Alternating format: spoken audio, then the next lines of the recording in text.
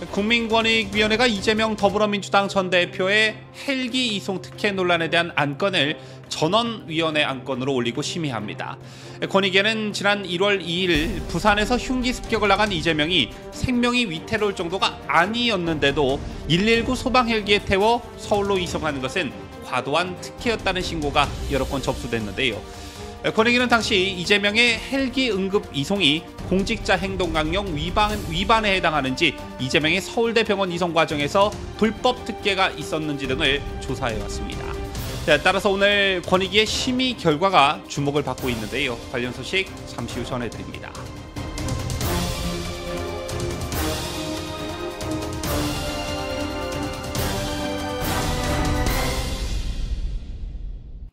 시청자 여러분 안녕하십니까? 뉴스데일리 베스트 민앵커입니다.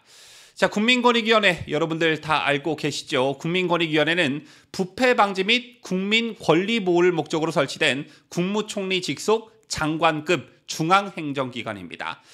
국민고충처리위원회, 국가청렴위원회, 국무총리 행정심판위원회 3개의 기관을 통합해서 2008년 2월 29일 출범했는데, 국민의 권리 보호와 권익 구제, 그리고 부패 방지를 위한 정책의 수립 및 시행 업무를 수행하고, 이 밖에도 고충 민원을 조사하고 처리합니다.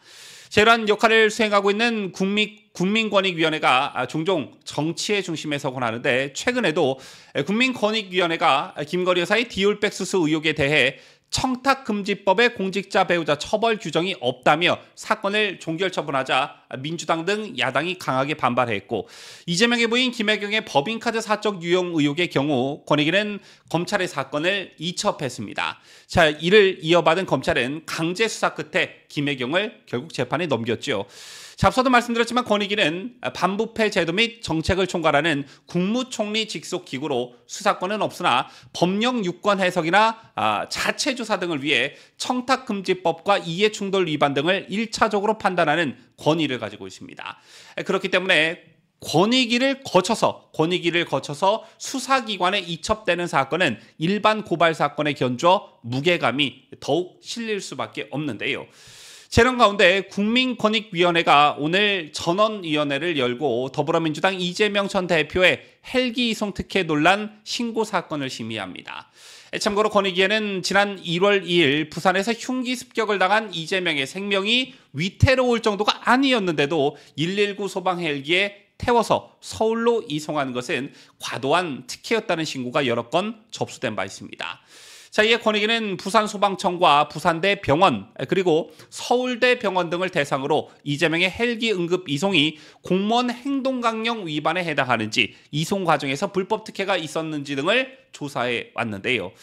이와 관련해 당시 이재명 대표 비서실장이었던 천준호 더불어민주당 의원은 지난 19일 국회에서 기자회견을 통해 권익위가 자신을 조사하겠다고 통보해왔다라면서 국면 전환용 보복성 조사가 아닌지 강한 의심이 든다라고 주장한 바 있습니다. 사실 국민권익위 말고도 이 사건이 접수된 곳은 또 있었습니다. 바로 검찰이었는데요.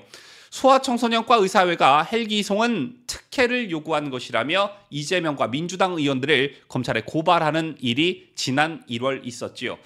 자, 검찰이 이 건에 대해 수사를 현재 하고 있다는 보도는 아직 들려오지 않고 있는데, 이재명, 천준호, 정청래 등을 고발한 소아청소년과 의사회는 당시 이재명의 헬기 이송을 응급의료법 위반으로 규정한 바 있습니다.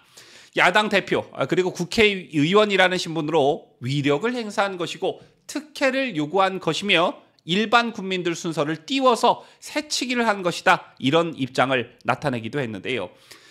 당시 이재명 헬기 논란은 크게 봐서 두 가지 결정적 실수를 범한 것이었는데, 자, 우선 첫째는 특혜 논란으로 국민들의 감정선을 크게 건드렸다는 점이었고, 두 번째는 법률 위반이라는 측면입니다. 당시 법조계 일각에서는 이재명의 헬기 이송이 고발 여부와는 별개로 분명한 법률 위반이다라는 지적이 나온 바 있는데요. 응급의료에 관한 법률 제11조를 보면 의료기관 능력으로 적절한 응급의료를 할 수 없다고 판단한 경우에만 다른 의료기관으로 이송해야 한다, 이렇게 분명히 명시되어 있습니다. 그런데 결정적으로 당시 부산대병원은 이재명에 대한 응급의료를 충분히 할 수 있었다라는 것이죠. 또한 119 구조 구급에 관한 법률 위반 소지도 높다라는 지적이 나온 바 있는데요. 이 법 12조는 119 헬기의 운영의 목적을 초고층 건물 등에서 요 구조자의 생명을 안전하게 구조하거나 도서벽지 응급 환자의 긴급 이송으로 규정하고 있는데, 아시다시피 이재명의 이송은 여기에 해당하지 않았다라는 것입니다. 높은 건물에 있었던 것도 아니고 부산이 도서벽지 등 굉장히 외진 곳도 아니었기 때문에 이 법에 대한 법률도 위반했다는 것입니다. 또한 응급의료 헬기 공동운영 매뉴얼의 이송 요건과도 이재명의 상황은 거리가 멀었다는 것인데요. 매뉴얼은 총상 및 관통상을 입은 경우, 저혈압, 과다호흡, 빈맥 등 쇼크 징후가 있는 경우, 또 의식이 저하된 경우 등에 한해 응급 헬기를 사용하도록 규정하고 있는데, 이재명의 경우에는 그 어디에도 해당하지 않았다라는 것입니다. 실제 이재명은 피습 후 의식이 있었고, 이재명과 헬기에 동승한 소방 관계자도 인공호흡 등 응급 조치를 하지 않았다라고 하죠. 따라서 이재명의 가족이나 주변인이 이송을 요구했고 이재명이 의식이 있었던 만큼 동의했을 가능성 상당히 높다라는 것입니다. 그렇다면 이재명이 법률을 위반한 게 되는 것이죠. 그래서 당시 법조계에서 나왔던 죄명이 국고손실뿐만 아니라 헬기 이송이 부산대병원이나 서울대병원의 내부 누군가의 지시로 이루어졌을 경우에 직권남용 및 권리행사 방해 또는 공무집행방해나 업무방해 등의 혐의도 피하기 어렵다는 지적이 나왔던 것입니다. 자, 그리고 당시를 기억하시겠지만 국민적 분노는 물론 의료계의 반발도 굉장했었는데요. 부산, 서울, 광주, 경남, 대전, 전북, 강원 의사회가 비판 성명을 낸 데 이어 심지어는 이재명이 2010년부터 8년간 시장을 지낸 성남시 의사들도 그 대열에 합류하기도 했습니다.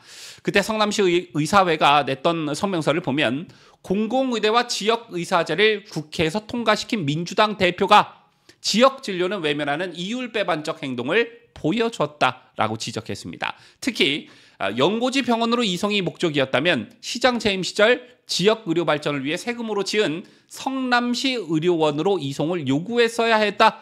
본인도 이용하지 않고 매년 적자 수백억 원을 기록하고 있는 공공의료기관 성남시 의료원은 대체 누구 보고 이용하라는 것인가? 라고 직격탄을 날린 바 있습니다.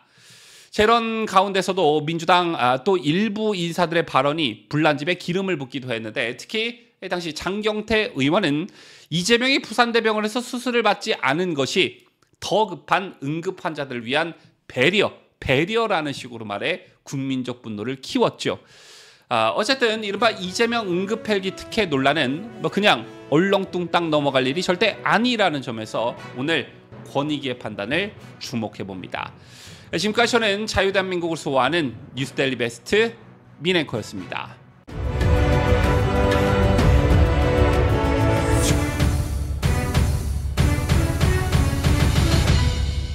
함께해요. 뉴스데일리 베스트.